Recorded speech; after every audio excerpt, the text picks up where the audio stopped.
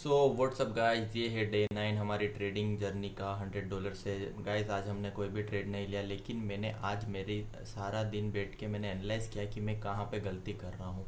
तो मैं आपको सबसे पहले बताता हूँ कि कल के ट्रेड में क्या हुआ था।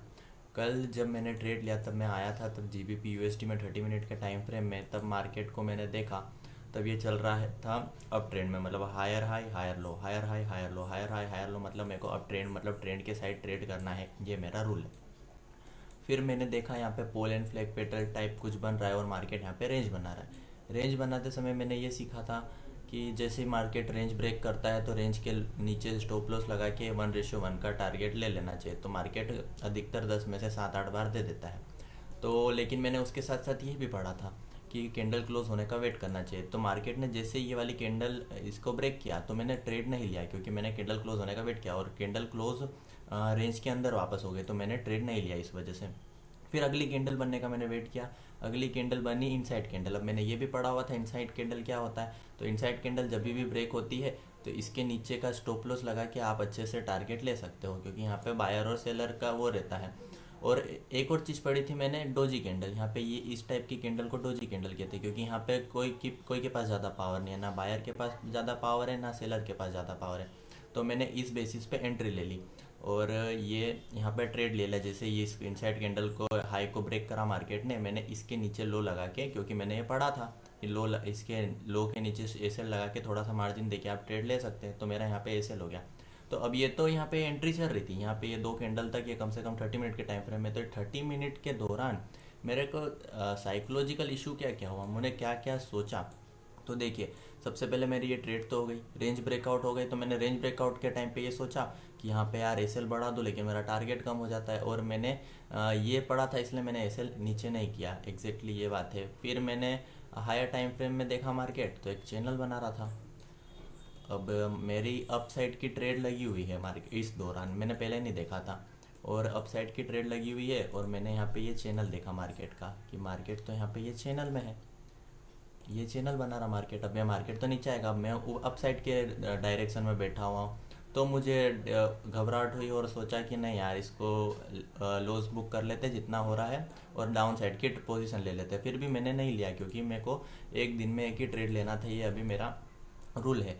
फिर उसके बाद मैंने ये भी हो गया। और उसके बाद क्या साइकोलॉजिकल इशू हुआ, अप ट्रेंड।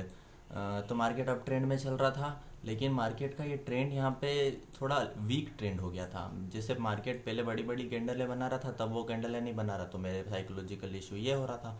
फिर मार्केट एक रेजिस्टेंस जोन पे था, जैसे मैं आपको 4 आवर टाइम फ्रेम में बताता हूँ। ये देखिए मार्केट यहाँ से, ये एक रेजिस्टेंस जोन है। ये आप मैं ड्रॉ कर देता हूँ, ये जो मैंने लाइन ड्रॉ की हुई है। ये मार्केट देखिए, यहाँ से सेलर आया, यहाँ से बायर आया, यहाँ से बायर, यहाँ से कितने स्ट्रॉन्ग बायर आए, यहाँ से कितने स्ट्रॉन्ग बायर आए, यहाँ से सेलर आए। तो मैंने ये भी पढ़ा था कि मार्केट सपोर्ट रेजिस्टेंट बन जाता है और रेजिस्टेंट सपोर्ट बन जाता है। तो फिर मुझे पता चला कि यार ये तो रेजिस्टेंस होने में अब गलत डायरेक्शन ट्रेड में लेकर बैठा हुआ हूँ।